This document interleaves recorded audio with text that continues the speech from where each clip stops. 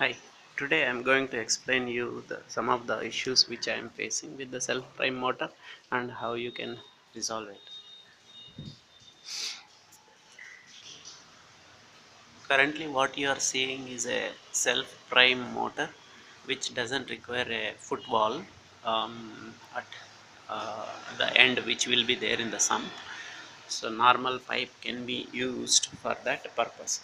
You can see that. Um, So earlier motor I have a impeller problem, so that's why I kept this as a temporary motor and pumping the water with this one. This motor has a small impeller. You can see that earlier motor has a big impeller for me. So the one end is connected with the same line, um, uh, and the other end which does not fit for me, so that's why I just kept an additional pipe here and took that into the sump. Self prime motor usually pulls the water on its own, but sometimes it will not happen. So during that time what you need to do is, I'll show you those techniques just a minute later. Before that, what kind of a pipe you can use for that? So there is not the correct pipe which you can use, which I have used. There will be a pipe which will come with the spring, like this.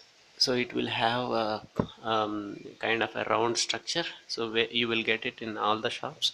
So that kind of a pipe you use it for the sucking the water. Okay, so that will have a little hard, and also that will give, so whenever motor sucks, so this pipe will becomes thin.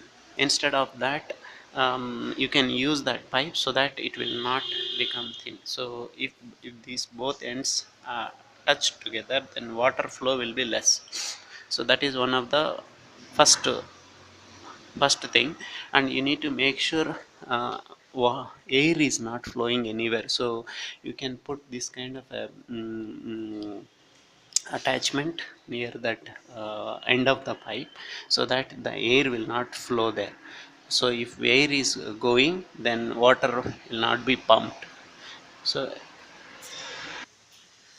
sometimes if you keep the other end in the sump, and water is not pump is not sucking the water, then you can shake this pipe so that it will pull the water.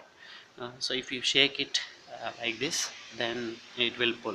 So this is one of the method. If that also is not working, then what you can do is you can remove this pipe from the sump, lift it, and on the other end what you need to do is you need to pour the water.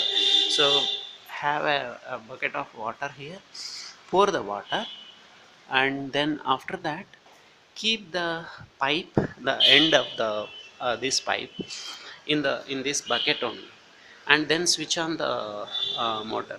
So that time it is for this motor, it is very easy to pull the water in the surface, so that it will pull. Then after that immediately you just put that into the sump, so that way you can easily work it out. So last time I was facing this similar kind of an issue. So what I did was I brought this bucket and pulled that end and pour water with the jug into that pipe. Then kept that pipe in this bucket and switched on the motor. I struggled for an hour to make this work, but so after using that technique, actually it worked very well.